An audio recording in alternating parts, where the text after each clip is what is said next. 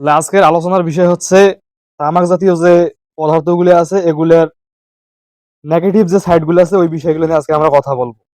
বলেন। তো আমরা যে এই সিগারেট, বিড়ি টিড়ি, তারপর হচ্ছে গাঁজা, এইসব যে মানুষ খায় আর কি, এগুলো খাইলে দেখা যায় যে আমাদের শারীরিক অনেক ক্ষতি হয়, ফুসফুস আরো অন্যান্য ভিতরে সমস্যা হয়।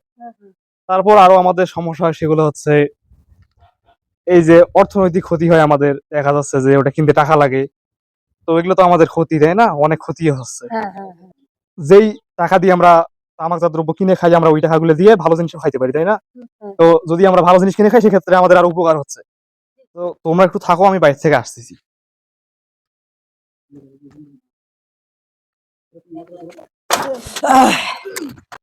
তোরা 2 মিনিট এনে বস, আমার বাড়িতে একটু সমস্যা আছে, আমি 2 মিনিটের মাত্র আসতেছি। স্যার বলে যাচ্ছি, সমস্যা নাই। স্যার আমি একটু